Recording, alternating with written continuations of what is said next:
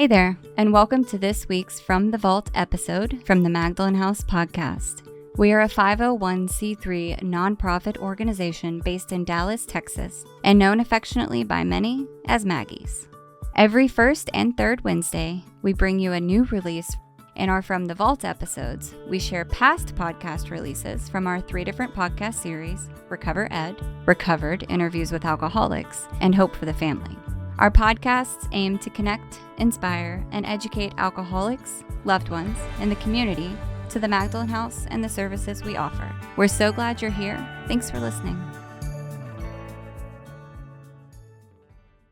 We are in for a treat. My name is Stephanie Crawford. If I have not met you guys yet, I look forward to meeting you soon. But I am the program manager for Next Up, as well as the host for our Magdalen House podcast. So today, season 3 released, and we had Patty Watson on, and her episode was released this morning. Y'all, it is so good, but you will cry. She has such a powerful story, and it's just her wisdom. It's just so great. So after we get off this call, listen. But today, what we get to do is we're going to be launching a brand new series called Prayers, Principles, and Promises. And so what we're doing in this series is we're taking each step and we're going to talk about the step itself, the prayers that go along with that step, the promises that go along with this step, and the spiritual principle that go along with this step. So if you have not heard our speaker today, Chloe, she is amazing. If y'all need to go back and listen to all of her study and the steps talks, they're just so good. She's so down to earth and personable, and also has like wisdom. And if you guys have any questions, I mean, she is just the perfect person to be launching us on this series. And she's going to be talking about step 12. So without further ado, I'm going to introduce our speaker, Chloe Cramer. Hey guys, I'm an alcoholic. My name is Chloe, and fun fact, today is my sobriety birthday. So I know, so exciting. I got sober on July 7th, 1992. So it's a big and exciting, fun day. And I just woke up with so much gratitude. So this is really the perfect place for me to be this morning.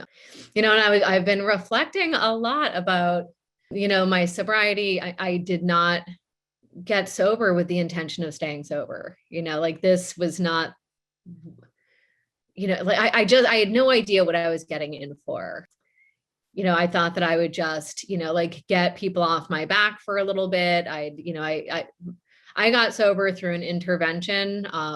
My mom and my grandmother and some of my friends all got together with this interventionist from a treatment center, and my bags were packed, and I was told I was either hitting the road or I was getting in this guy's car and going to treatment. And I thought everybody was overreacting. And if they would just get off my back and just leave me alone, it would be fine. And I just was really delusional about how my behavior, that I mattered to people. I just didn't think I mattered to people. I thought that I didn't understand that other people were so affected by the way that I was living my life, and that it was causing them pain. And I really was just sort of too selfish to really even care. I just thought that the solution was just to look away and let me just, live in oblivion. And but I also was really lazy and had no money and no skills. And when my bags were packed and I was given the option of, 28 days of treatment or, having to be on the streets,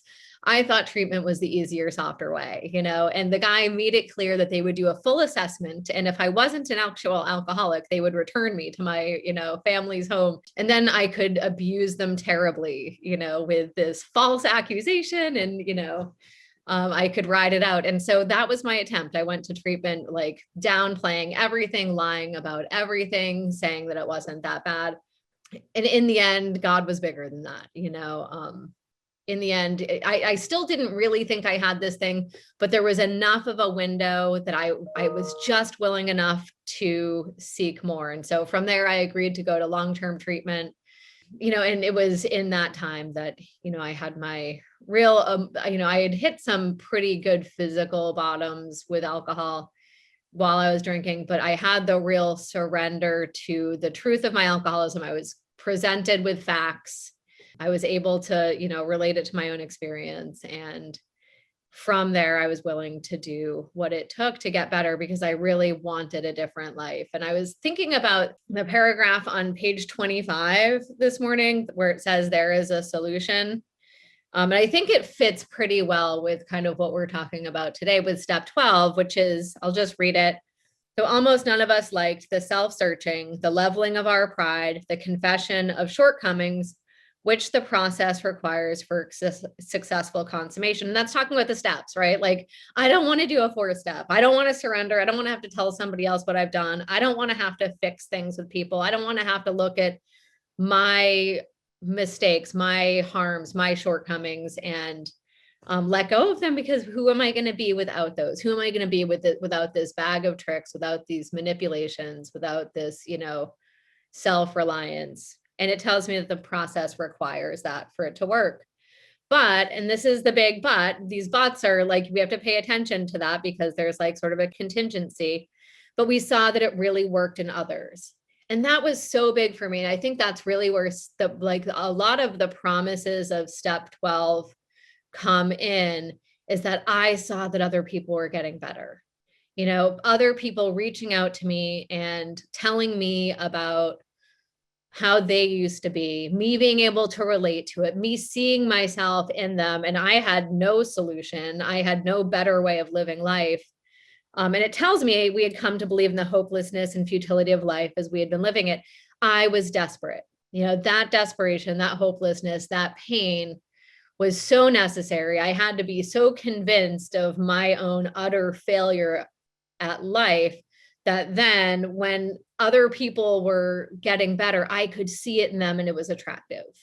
And that's one of the reasons that we have to let that light shine through us. We have to, however that looks, whether we live, out loud and we, talk about our recovery, or, we all have to figure out what that looks like for us. But, that was what saved my life, was seeing other people getting better around me, while first also being convinced of my own utter failure.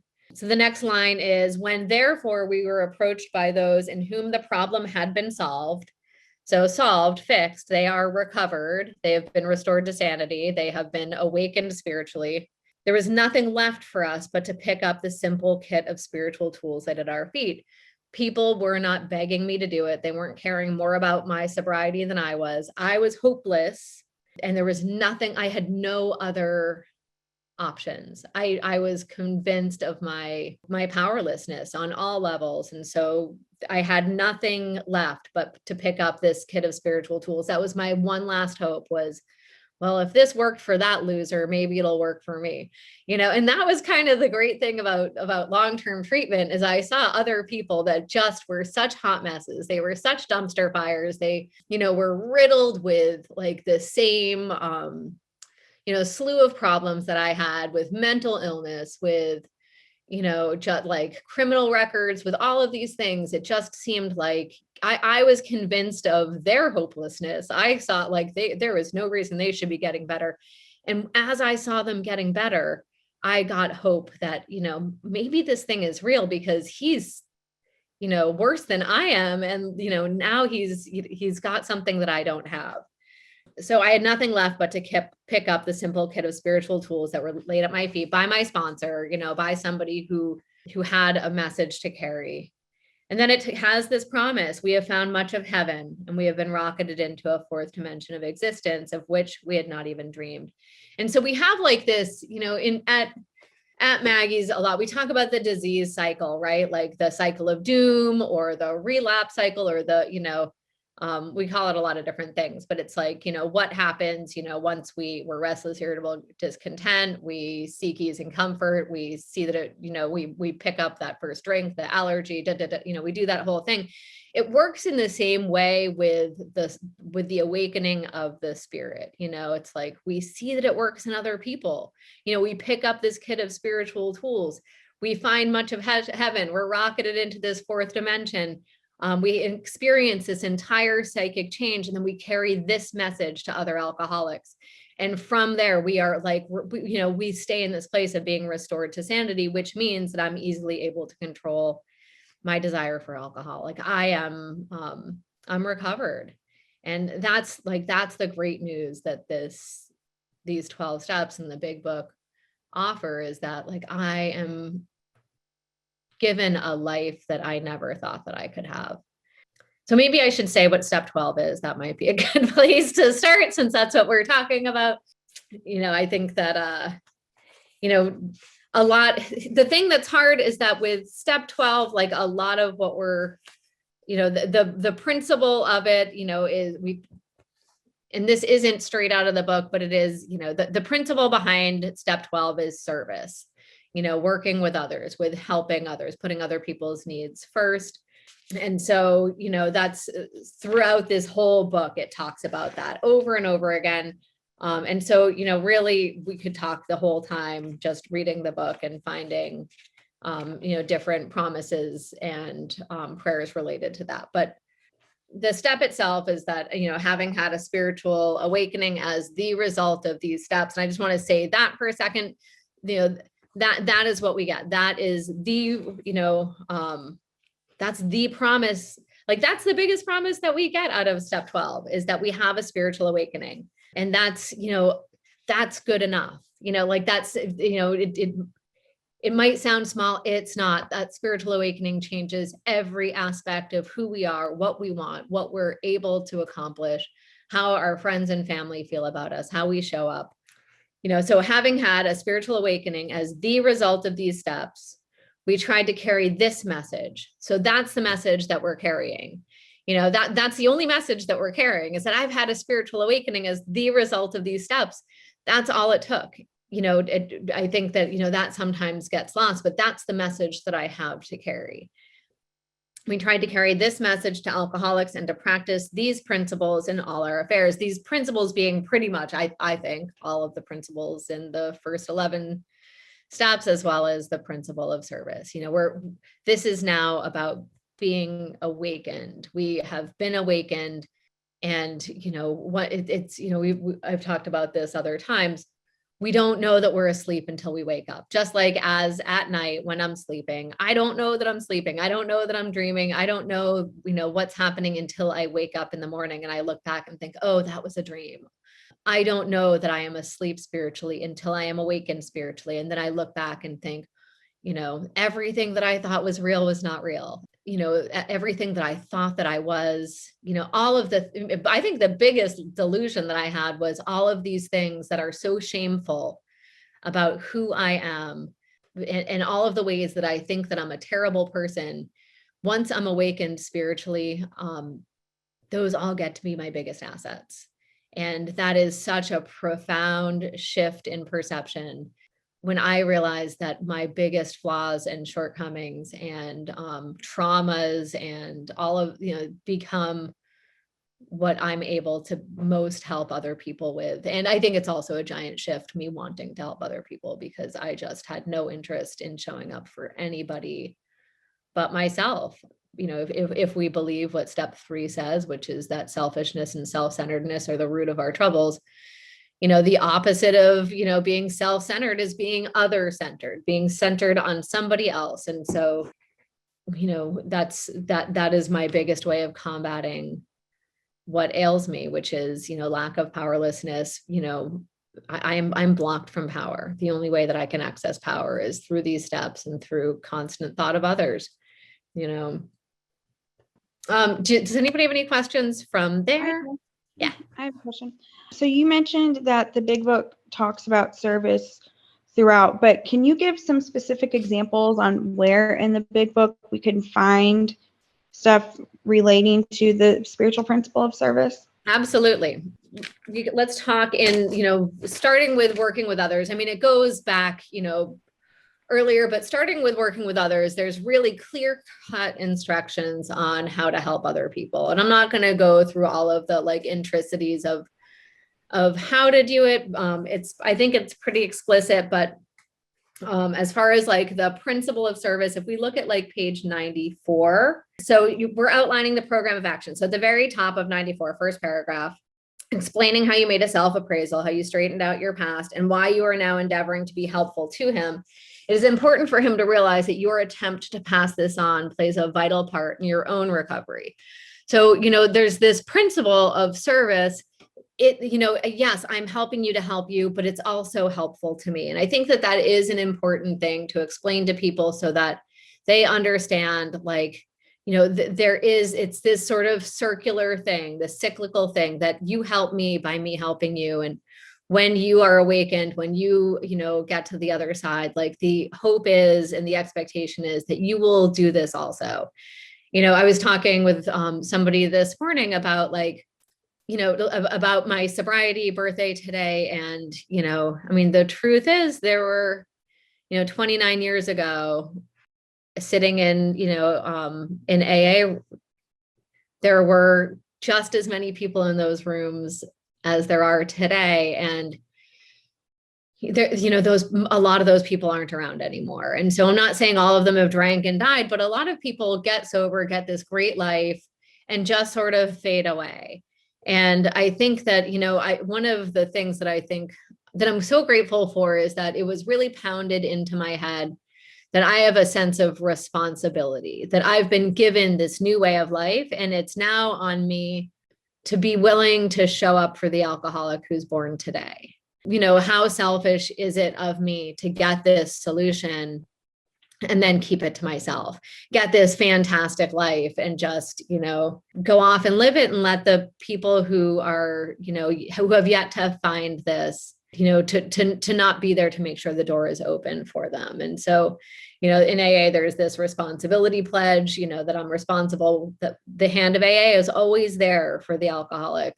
And I take that seriously, because I feel like it would take 100 years, as the great philosopher DMX has said, I could not pay back to God what I've been given. It would take 100 years for me to do this. And, and I believe that. It's like, I think that gratitude in action looks like, showing up for the alcoholic to make sure that, that they get the same opportunity that I had, because I have no doubt that my life would have been short and, and dismal without this. And so anyway, going forward in that paragraph, actually, he may be helping you more than you are helping him. Suggest how important it is that he place the welfare of other people ahead of his own. Make it clear he's not under pressure, that he needn't see you if he doesn't want to. The more and I love this. I mean, this has nothing to do with what we're talking about today, but the more hopeless he feels, the better. He will be more likely to follow your suggestion. And I think throughout the book, over and over again, really all of the stories of transformation start with us having to be utterly hopeless.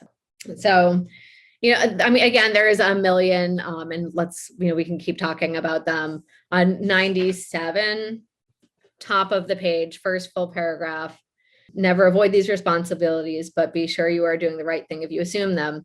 Helping others is the foundation stone of your recovery. A kindly act once in a while isn't enough. You have to act the Good Samaritan every day if need be. It may be the loss of many nights' sleep, great interference with your pleasures, interruptions to your business. It may mean sharing your money and your home, counseling frantic wives and relatives, innumerable trips to police courts, sanitariums, hospitals, jails, and asylums. Your telephone may jangle at any time of the day or night. Your wife may sometimes say she is neglected. A drunk may smash the furniture in your home or burn a mattress. You may have to fight with him if he is violent. Sometimes you will have to call a doctor and administer sedatives under his direction. Another time you may have to send for the police or an ambulance. Occasionally you will have to meet these conditions. We seldom allow an alcoholic to live in our homes for a long time. It's not good for him, and it sometimes creates serious complications in a family. Though an alcoholic does not respond, there is no reason why you should neglect his family. You should continue to be friendly to them. The family should be offered your way of life. Should they accept and practice spiritual principles, there is a much better chance that the head of the family will recover. And even though he continues to drink, the family will find life more bearable. Those are promises, it's like, and a lot of times, I as I was kind of looking through some of this, a lot of times with the principle of service, in that same paragraph, they follow up with what the promise is attached to it. And so when I, am willing to help people, inconvenience myself, my telephone jangling at all times of the night. I've had people steal from me. I've, had to go to court with people. I've, there's it, if we hang around alcoholics long enough, there's a lot of drama that goes with it. And attached with all of that is a promise of a life better than anything I could imagine, and so I love in that paragraph that it talks about, helping the family also, that we don't really save this way of life just for the alcoholic. It's available for everyone. And, having that heart of, the Good Samaritan all the time doesn't mean, oh, well, if you're not willing to stop drinking, then, you're dead to me. No, we have this heart of service for everyone. We begin to get to see the other people in this world as God's kids, just like I am. And it is my job to let God demonstrate through me in whatever way he would have me. And my heart is for alcoholics because I have a way out. I've been properly armed with truth and with facts and with these tools. And so I have, a unique ability to help alcoholics. And so that's where my heart lies, but we continue to serve God wherever we can be helpful. Hey, Chloe. Yes. Hold on. Rachel, did you have a question, dear? Yeah, I just had a quick question, Chloe. Yeah. As we all know, you never have a problem helping others, but did you ever find, like, maybe early in your sobriety, or do you find any time, how they talk about restless, irritable, and discontent, do you ever find yourself struggling? I guess not necessarily struggling, but having a hard time helping others, or maybe when you get in yourself, are you automatically able to be like, okay, this is what I'm doing wrong. I need to get back out there and help people. I don't know if I made sense with that question. You did make sense. Maybe I'm going to dash your hopes that you will someday stay sober long enough that you'll be perfect. But dude, I am still selfish. There are still times that I'm like, ugh, it's 10:30 at night. I wish the phone would stop ringing. And I think the benefit of being sober for a long time is that I have a lot of experience recognizing that my feelings aren't real, and that I can't make decisions like that. Every time I've made a decision based on not feeling like it, there's a spiritual price to pay for everything. Right. And so it's that question of like, how free do I want to be? Am I willing to pay the spiritual price of selfishness? Sometimes the answer is yes. Sometimes I'm like, I cannot deal with this right now. And then, usually it kicks my ass a little bit and I return the phone call and I am like, I'm light again. And so at this point, I'm almost selfish about my inner freedom. It's like, I love how it feels to be like right with God. It's like that good living, that clean living, and I can see so quickly how that spiritual malady and that discontent and that irritability, that when I feed that, that's what grows, and when I can set that aside and be like, okay, you know what, like that, those are the, sort of red flags, so to speak, that, those are the tells of my spiritual condition. And if my spiritual condition is, then the solution is God, and the fastest way that I can access God is through his kids. And it can sometimes just be picking up the phone and saying, hey, how are you doing? You've been on my mind, just getting out of myself. Or it could be, hey, I know that you had a doctor's appointment yesterday that you were nervous about. How did that go? Or I know your car's in the shop. Do you need a ride? Do you need groceries? It's, just constant thought of others. And, there can be that sort of tricky payoff of knowing that it's going to make me feel better too. It's sort of like the perfect scheme that God came up with, as far as like, well, these alcoholics are particularly selfish. And so they're never going to think of other people unless there's like a real, spiritual jolt in it for them. So I'm going to make it feel extra good so that they want to keep doing it. And, the healthier we get, the more we do it because we want to. So Rachel, yes, I'm still terribly flawed. I hope that maybe this year is when I transcend all of this, BS that is the human condition. But the first 29 years have been have been void of that. I'm a lot better. I am a lot better, but I still, get in my own way all the time. Okay, thank you, Chloe. Yeah, absolutely. Chloe, Yeah. I'm sorry, Chloe. This is Edie. No, you're not bothering me. This is what I'm here for.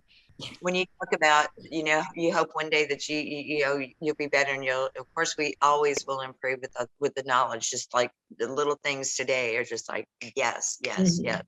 God always uses the flawed because He's trying to make is that we are always going to be flawed. Mhm. And so, I mean, when we go all the way back to the beginning of time, He always picked those of us that were just a hot mess, and to show that He can, use the worst of the worst and use us to spread the message. That's the whole goal, is doing that. Yeah, absolutely. I mean, it's true. It's, I know for myself, it's like if you kind of take two separate people and one person is perfect from all intents and purposes, they are like from the outside, they seem to have the perfect life. They have never had a problem. And they're saying, here's what you need to do. I'm not going to, but if somebody on the other side is like, dude, I have burned my life to the ground. I've been just where you are, no judgment.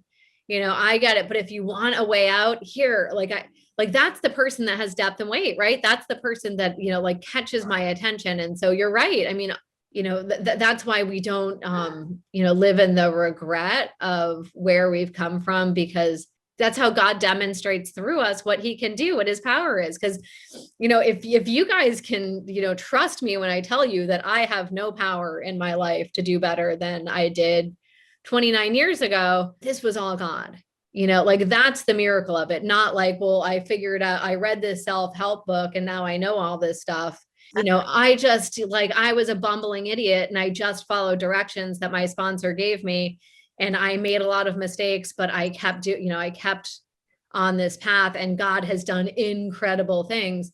And it'll work for you too. That's the miracle of it, Well, not that I've been made perfect by any means, but maybe this year. Thanks. Yeah. Anything else? We can go back to the book.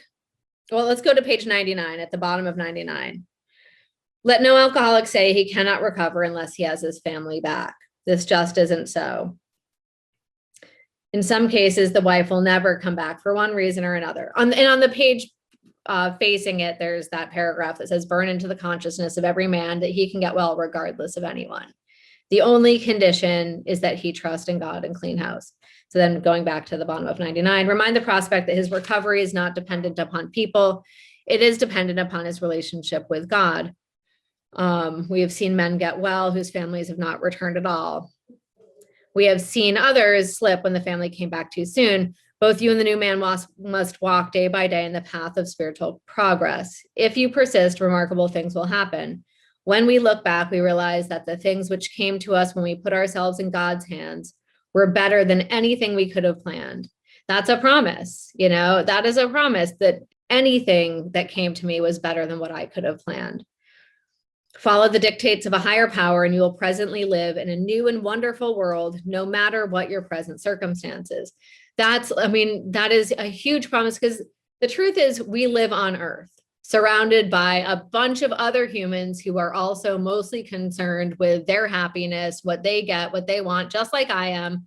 And we bump into each other all day long. And so this is telling me that I get to live in this new and wonderful world, no matter what my circumstances are. My mom died this past weekend, and that is a whole big, complicated thing. And I am sad, and I have all of the things with that.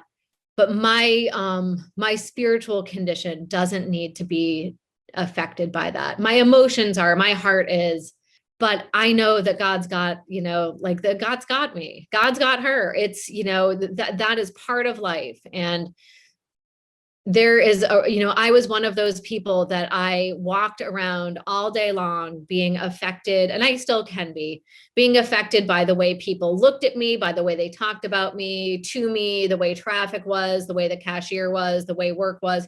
my emotions were up and down. I was, a hammer looking for a nail. I was looking for a fight. I was looking for, a reason that it wasn't fair. And so I was just a roller coaster of emotion all the time. And I think, one of the biggest promises that I've been given is that like, I can be okay no matter my circumstances. When I got, divorced, that whole story was like just the biggest shock of my life. I think, I went from thinking that white was white to, being told that white was green or whatever. I thought that the sky was up and I'm told that the sky is down. Everything that I thought was real, it turned out was different than I expected. And I was okay, and being able to walk through that was proof to me of God's power, and like God, and the way my life is today has proven to me to be like proof of how much God loves me, because he has given me a life 100 times better than I could have created for myself.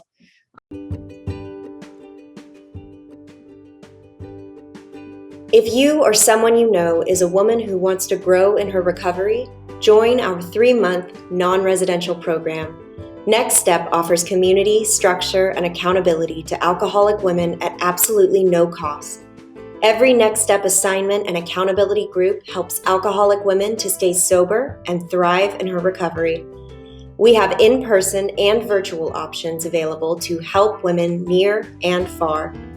Please call 214-764-0793, extension 500 to complete your phone screening to see if you qualify. I think to loop it back into helping others, what we get when we sponsor other people, or when we help others, when we become engaged in life and present for life, is that I get to watch what you guys go through. I get to watch the ups and downs of your life, and I get to watch God work in it. And so sometimes I'm too affected by the emotions of my life and the fear and the uncertainty.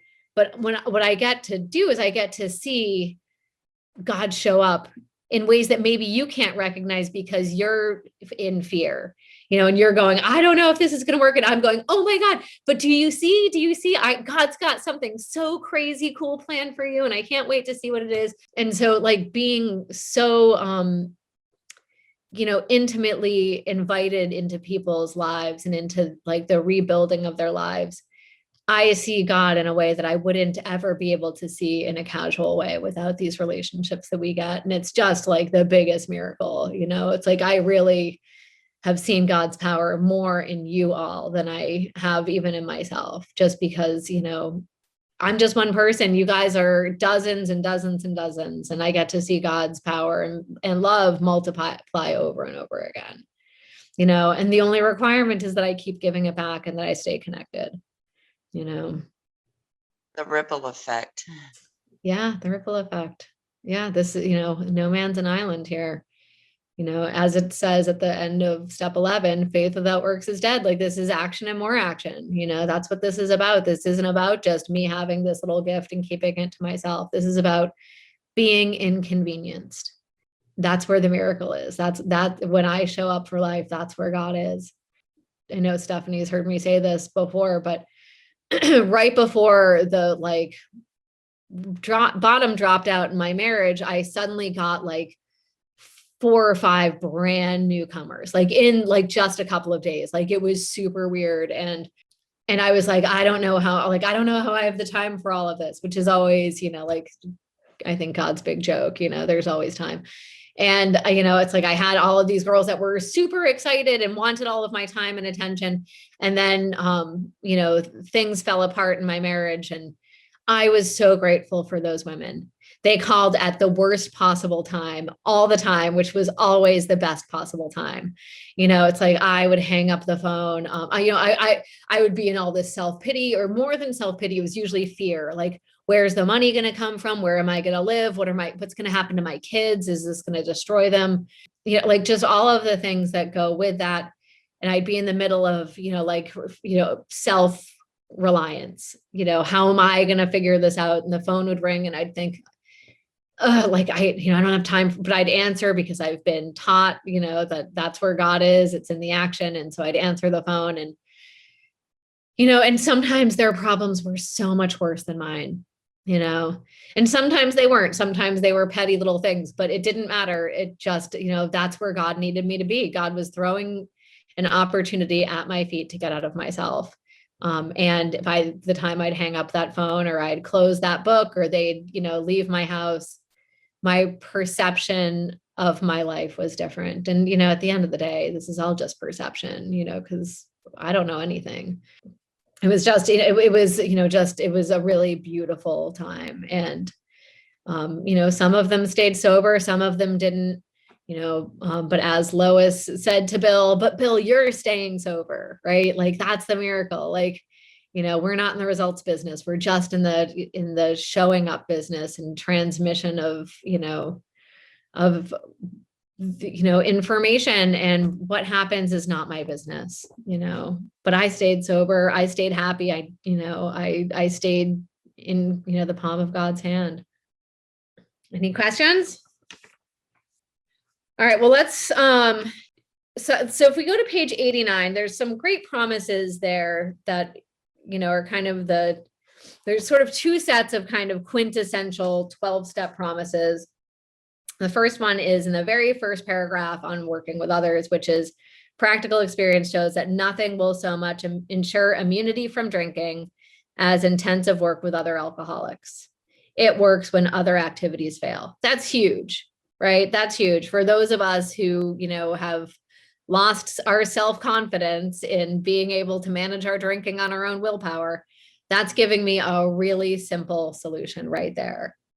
It works when other activities fail. If you've ever been to like a regular meeting where they tell you to take a bath or take a walk or take a deep breath or light a candle or, if those things have failed for you in the past, this might work. It says, this is our 12th suggestion. Carry this message to other alcoholics. You can help when no one else can. You can secure their confidence when others fail. And so then here's these promises here. Life will take on new meaning. To watch people recover, to see them help others, to watch loneliness vanish, to see a fellowship grow up about you, to have a host of friends. This is an experience you must not miss. We know you will not want to miss it. Frequent contact with newcomers and with each other is the bright spot of our lives. And, for those of you, if you're anything like I was so isolated from people. I had people that I drank with or that I partied with, but like nobody knew me and I didn't know them. They didn't care about me. I didn't care about them. I had nothing to offer anybody. And when we are awakened in here, we can be of real help to other people. We get people in our lives that care about us, that show up for us. I remember I had this sponsor who brought me some cigarettes in treatment. And I felt like I felt so shameful about needing somebody to help me at this point. And she said, Chloe, how do you feel when you're able to help people? And I was like 6 months sober at this point. And I said, it feels really good. And she said, well, then why deny me the chance to be helpful?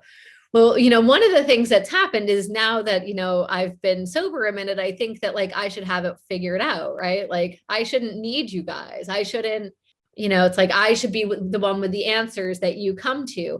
And that's not the truth. The truth is, it's like I still need people. I still, really, I love my friends. I love, I have a sponsor. I still, I still have to be accountable to other people. And so when my mom passed away this weekend, I knew people that I could reach out to who had been through similar things, or just who, would want to be there for me. And I want to selfishly deny other people the opportunity to be a friend, because I'm prideful and self-reliant and, and sometimes the way that we get to show up in God's image is humble and, and authentic and vulnerable. And, that's an area that I still need a lot of growth in because, I don't like not knowing. I don't like being messy. I don't like not having the answer. And so, it's like, that's where I get to just keep stepping into is like, I've never done this before. I had never been a single woman in AA. I had never dated really, as an adult sober person. These are new experiences for me. And so, it's like I get to be flawed and teachable and reach out to other people and, let them share their experience with me. And, and that's a beautiful thing. That's where my growth gets to continue, is in having new experiences and being in that stream of life, Hey, Chloe. Yes. I have a question. You said that, you still have a sponsor and people that you are accountable to. How often do you talk to your sponsor? Probably not enough. That is an area but I strive to talk to her once a week. That's my ideal, is once a week. I'd like to meet with her every couple of weeks, Okay. So what I hear you saying is somebody with 29 years sober still tries to talk to her sponsor weekly and meet with her every few weeks. So somebody newly sober should be doing at least that, correct? Absolutely. I mean, I think the great truth is that the same things that got me sober, got me recovered at 2 weeks sober, at 2 months sober, are the same today. I don't have AA 2.0. It's exactly the same. I have to do the same exact stuff. I still have to write 4-column inventory. I still have to write fear inventory. I still have to ask God to take defects of character. I still have to be accountable to other people. I still have to make amends all the freaking time, because we don't get more than human. I'm still afflicted by that same bent towards self-reliance. And, so yeah, I still have to do all the same stuff. Yeah. There's no like coasting, which, is sort of a beautiful thing though, because I wouldn't do it. If my life didn't depend on it, I wouldn't do it. I like to think that I would, just do these things because it makes me a better person. At the end of the day, I have to remain convinced that my life depends on this stuff, just as much today as it did, when I was first getting sober. I had just a quick question, Chloe. Sure. Yeah. Sorry, I feel like I'm asking too many, but there's no such thing. I guess when I hear you, from hearing you today, what I think is awesome is, I guess for me being newly in recovery, what kind of scares me is, and it's just probably one of my character defects too, but is staying stagnant, if that makes sense. So, you think, okay, when you get such and such amount of years of sobriety, you're just kind of on this plane of being stagnant. But I guess the way I've started thinking about it is how our disease is progressive. Whenever we start drinking, it gets worse very fast. From hearing you speak, it seems like our recovery is also progressive. So the more that we do, the faster, it just continues to get better. So I guess my question is, do you have because you do so much help for others, do you have one specific thing that just you really love to do as far as step 12 and giving back to others, or one thing that you found that you have a particular skill in, that you just like doing other than other things, if that makes sense? I don't know. It does make sense. I mean, some people are really called to be speakers, right? They can carry a message in a really powerful way from, a stage, a podium. And, for me, that just has never, I'm probably just too fear-based. I don't know. For me, I love working one-on-one with newcomers, or with people that are further along, it's I've gotten sick in sobriety. I've gotten sick with several years, sober. I've become unrecovered. And so, I have a soft spot in my heart for women with time sober who are, back in that restless, irritable, discontented place. And so, I always love working with women who just need a new experience. They need to, surrender. And I loved bringing commitments into treatment centers or into detoxes, into jails. It's been a long time since I've been able to go into a jail, but I love that. I love, I do Night Watch, which is is through Intergroup, where you can, sign up to get phone calls in the middle of the night. And those are good reminders for me of, I don't know if you guys would be plagued with that middle of the night despair drunk where I would just be crying and want to tell everybody, but it's a loneliness that nothing else is like, in the middle of the night, drunk by myself, just desperately trying to connect with somebody. And so when I get those calls, it hurts my heart, and it puts me back in that place of remembering where I came from. And I think, that's, a lot of what we get in helping others is, that real mirror back to where we've come from, but also I think that mirror of where, again, where God's power is. So, yeah, I mean, I think sort of all of it. I don't know. I think, again, maybe the only thing I don't like is speaking from a podium.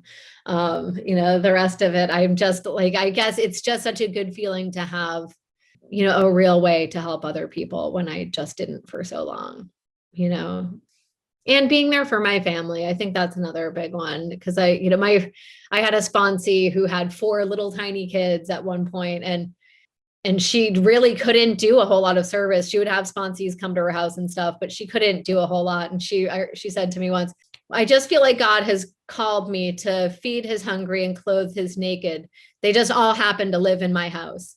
And it's like, I think that that's true. I think that we serve God wherever we can. And sometimes it looks like, the hungry, cranky toddler in our house. And we have to see that as an expression of God's love, how we can help this tantruming baby, from a place of real, real connection. But we can never, but again, we are armed with a truth that a lot of people don't have about alcoholism. And so it does, it does shoulder us with a responsibility to be available for alcoholics in a way that I think, is unique to us. Anything else? Well, I didn't talk about the 12-step prayers yet. The one that, really, I think, so, I mean, honestly, like the 3rd step prayer and the 7th step prayer, both of those, really are talking about like, hey, God, could you like relieve me of the bondage of self? Could you take away my difficulties so that I can help others? Like it really has set us up from the beginning with this idea that like God's giving us this life and this freedom and this hope and this message so that we can serve his kids. It's not so that I can just take my cake and go home, or take whatever, I don't know what the expression would be. So I get to like just go live on top of the mountain. But, it's that I get this so that I can help others. Like we get to, to serve God. And that's what we're called to do. So on the bottom of 64, it's the second full paragraph down. Our book is meant to be suggestive only. We realize we know only a little. God will constantly disclose more to you and to us. And so this is a prayer. Ask him in your morning meditation what you can do each day for the man who is still sick. The answers will come if your own house is in order. So that's telling me if my own house isn't in order, the answers aren't going to come. So the answers will come if the contingency is I've kept my own house in order. But obviously you cannot transmit something you haven't got. I've also heard on the opposite of that, you will always transmit what you do have. And so if you are sick, you will pass that sickness along. So, we can't help others unless we have been restored, unless we have a real message to share. See to it that your relationship with him is right. And there's a contingency. If we've done that, then great events will come to pass for you and countless others. This is the great fact for us. And, again, that's just, that whole paragraph is just filled with, that one encompassing prayer and then all of the promises that go with that. We get to have this incredible life if we keep close to God, if we keep our house in order, which is that we, continue to do steps 4 through 9, which is really just step 10, right? We just keep that, the whole thing. And, if you guys have been through the steps, this already. The whole thing is getting connected to the sunlight of the Spirit. And I have been so blocked from that. I am so full of self. I say this a lot because it revolutionized the way that I looked at God. And that is that I don't have more God in my life today than I did 29 years ago. I don't. God's just as in my soul, in my body, in my wherever God lives, as 29 years ago, 30 years ago, 35 years ago. But I was so full of self. I was so full of resentments and fears and sickness and self-centeredness, selfishness, that I could not access God. And so 4 through 9 is all about getting rid of those things so that I have that connection to God, so I can form an actual relationship. And so once I have accessed that power, once I've, reconnected, once I've, developed that relationship with God, 10, 11, and 12 are all about maintaining that open channel so that I can stay in that sunlight of the spirit. And step 12 is, it's God in action. It's where I get to my favorite. Oh, I wish I had thought to, do we have a couple of minutes? Can I read the Sam Schumacher poem? Yes. It is just my favorite. So this poem was written by this guy that was, he was part of the Oxford groups. He headed up the United States chapter. And so this is our real predecessor to Alcoholics Anonymous. And they were giant in 12-step work. Which they didn't call 12-step work. They were helping people, not alcoholics. It was just people in general. They wanted to, they believed that they could change the world by basically putting people's hands in God's hands. And that was their whole mission. And so that's where Bill and Bob met, was in these groups. But they cared about alcoholics. And so they wanted to help alcoholics. And that's why we broke off from these guys. But I want to read this poem. I hope you guys, if you want to sign off, that's fine. But I love it so much. And I think it's, step 12 all wrapped up. It's called I Stand by the Door by Samuel Schumacher. I stand by the door. I neither go too far in nor stay too far out. The door is the most important door in the world. It is the door through which men walk when they find God. There's no use my going way inside and staying there when so many are still outside, and they as much as crave to know where the door is. And all that so many ever find is only the wall where a door ought to be. They creep along the wall like blind men with outstretched, groping hands, feeling for a door, knowing there must be a door, yet they never find it. So I stand by the door. The most tremendous thing in the world is for men to find that door, the door to God. The most important thing any man can do is to take hold of one of those blind, groping hands and put it on the latch that only clicks and opens to the man's own touch. Men die outside that door as starving beggars die on cold nights in cruel cities in the dead of winter, die for want of what is within their grasp. They live on the other side of it, live because they have not found it. Nothing else matters compared to helping them find it and open it and walk in and find him. So I stand by the door. Go in, great saints, go all the way in, go way down into the cavernous cellars and way up into the spacious attics. It is a vast, roomy house, this house where God is. Go into the deepest hidden casements of withdrawal, of silence, of sainthood. Some must inhabit those inner rooms and know the depths and height of God and call outside to the rest of us how wonderful it is. Sometimes I take a deeper look in, sometimes venture in a little farther, but my place seems closer to the opening, so I stand by the door. There's another reason why I stand there. Some people get partway in and become afraid lest God and the zeal of his house devour them. For God is so very great and asks all of us. And these people feel a cosmic claustrophobia and want to get out. Let me out, they cry, and the people way inside only terrify them more. Somebody must be by the door and tell them that they are spoiled for the old life. They have seen too much. Once taste God and nothing but God will do any more. Somebody must be watching for the frightened who seek to sneak out just where they came in, to tell them how much better it is inside. The people too far in do not see how near these are to leaving, preoccupied with the wonder of it all. Somebody must watch for those who have entered the door, but would like to run away. So for them too, I stand by the door. I admire the people who go way in, but I wish they would not forget how it was before they got in. Then they would be able to help the people who have not yet even found the door, or the people who want to run away from God. You can go in too deeply and stay in too long and forget the people outside the door.